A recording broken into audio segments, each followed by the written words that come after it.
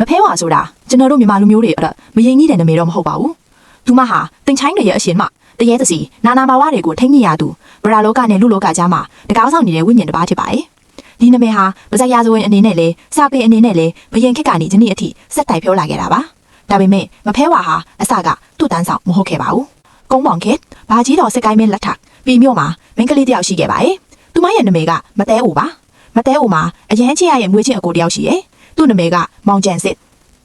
မောင်ကျန်စစ်ဟာပြည်မျိုးသားရဲ့အမှုထမ်းတအုပ်ဖြစ်ပြီးအစပိုင်းမှာတော့အလုံကျိုးစားရဲ့လူငယ်တယောက်ဖြစ်ခဲ့ပါတယ်။ဒါပေမဲ့အချိန်ကြာလာတာနဲ့အမျှအပြောအပါအရက်စေစာလူဆိုးလူမိုက်တွေဒီအရာတွေကသူ့ဘဝကိုဖြည်းဖြည်းချင်းလမ်းမရောက်သွားစေခဲ့ပါတယ်။နောက်ဆုံးမှာတော့မောင်ကျန်စစ်ဟာတားမြစ်တွေခိုးသားတွေနဲ့ပေါင်းပြီးမင်းအာနာကိုစန့်ကျင်တဲ့အထိရောက်သွားခဲ့ပါတယ်။ဒီအဖြစ်ကြောင့်မောင်နှမနှစ်ယောက်ကြီးမျိုးကိုစွန့်ခွာပြီးထွက်ပြေးရပါတော့တယ်။သူတို့ဟာရေချောင်းအင်းအိုင်များတဲ့ရွာတွေမှာဇက်မြုပ်ပြီးနေထိုင်ပါကြပါတယ်။အဲ့ဒီနေရာမှာသူတို့ရဲ့နာမည်တွေကိုပြောင်းလိုက်ကြပါတယ်။မောင်ကျန်စစ်ကကိုစမဲဖလာပြီးမတဲအိုကမဖဲပါဆိုတဲ့နာမည်နဲ့နေရပါတော့တယ်။အချိန်တစ်ခုကြာလာတော့ကိုစမဲဟာအင်းအလုံးရဲ့စီးပွားရေးအောင်မြင်လာပြီးအင်းတကီသမီးနဲ့အိမ်ထောင်ကြခဲ့ပါတယ်။ရွာတထဲစင်းရင်ဝင်လာတဲ့အထိဘဝကပြန်တက်လာခဲ့ပါတယ်။ဒါပေမဲ့အရက်ဆွဲကတော့ဘယ်တော့မှမပြောက်ခဲ့ပါဘူး။ဒီနေ့မှာတော့အရာအားလုံးကိုပြောင်းလဲသွားစေတဲ့ညတဲ့ညရောက်လာခဲ့ပါတယ်။မဖဲဝါဟာအင်းထဲမှာမူးယိုးနေတဲ့အကိုကိုအိမ်ပြန်ခေါ်ဖို့လိုက်သွားခဲ့ပါတယ်။အဲ့ဒီညမှာအင်းတဲ့ကောင်ငါးတွေကိုမကောင်းဆိုပါးတွေစားနေတယ်ဆိုပြီးအရက်မူးနေတဲ့ကိုစမဲဟာအမှောင်ထဲမှာနမဖြစ်သူကိုတရဲထင်မှာပြီးကိုယ်တိုင်နမဖြစ်သူမဖဲဝါကိုတတ်လိုက်မိပါတယ်။အမှုပြေသွားတဲ့အချိန်မှာ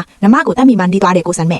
အဲ့ဒီအချိန်ကစပြီးသူ့ဘဝဟာအပြီးပြည့်စည်သွားခဲ့ပါတယ်။မဖဲဝါဟာအစိမ့်တိတ်ထသွားခဲ့ပြီးဝိညာဉ်ကနေရက်မရှိတဲ့ဝိညာဉ်ဖြစ်လောကထဲမှာကြံ့ရစ်ထဲပါတယ်။ရွာသူရွာသားတွေကကိုစမဲကိုမကြည့်ရလို့ရွှေကုံဘုရားဖူးကိုခေါ်သွားကြပါတယ်။ဒါပေမဲ့ဘုရားကိုရောက်တဲ့အချိန်မှာကိုစမဲဟာဘုရားကိုမမြင်ရဘူးလို့ဆိုကြပါတယ်။စိတ်နာသွားတဲ့သူဟာပူဇော်ဖို့ယူလာတဲ့ရွှေတွေကိုသူ့အင်းထဲကအင်းတိုင်တွေမှာရွှေချပစ်ခဲ့ပါတယ်။အဲ့ဒီနောက်ပိုင်းမှာတော့ကိုစံမိတ်ဟာအင်းထဲမှာပဲအချင်းကုန်နေခဲ့ပြီးတနေ့မှာတော့လုံးဝပျောက်ကွယ်သွားပါတယ်။တချို့ကတော့အရှင်ထွက်ပြီးကွင်းမိုင်ကြီးဖြစ်သွားတယ်လို့ယုံကြည်ကြပါတယ်။နေရမရှိတဲ့မဖဲဝါရဲ့ဝိညာဉ်ကရွာဦးကျောင်းဆရာတော်ကိုအတိပေးလျှောက်ချထားပါတယ်။ဆရာတော်ကမဖဲဝါကိုသူ့တန်းမှာနေစေခဲ့ပါတယ်။အဲ့ဒီနေ့ကစပြီးမဖဲဝါဟာသူ့တန်းဆောင်ထွက်လာခဲ့ပါတယ်။သူမဟာအဝါရောင်ကိုအလွန်ကြိုက်သူဆိုပြီးလူတွေမြင်ရင်အဝါရောင်ဝတ်ထားတဲ့မင်းကလေးတယောက်အဖြစ်မြင်ရတယ်လို့ဆိုကြပါတယ်။ဒီတဲ့ဟာနောက်ဆုံးမှာတာယာဝတီမင်းနားထိရောက်သွားခဲ့ပါတယ်။အဲ့ဒီအကြောင်းမဖဲဝါကိုသူ့တိုင်းများဆောင်တင်ချိုင်းတကအရှင်မအဖြစ်အပိုင်စားပေးလိုက်ပါတယ်။အဲ့ဒီနေ့ကစပြီးမဖဲဝါဟာလူမဟုတ်တော့ပါဘူး။မဖဲဝါဟာအထက်နှမင်းတို့ရဲ့အမိန့်အရလူရရွာတွေကိုအချိန်တိုင်းဝင်လူမရပါဘူး။ဒါပေမဲ့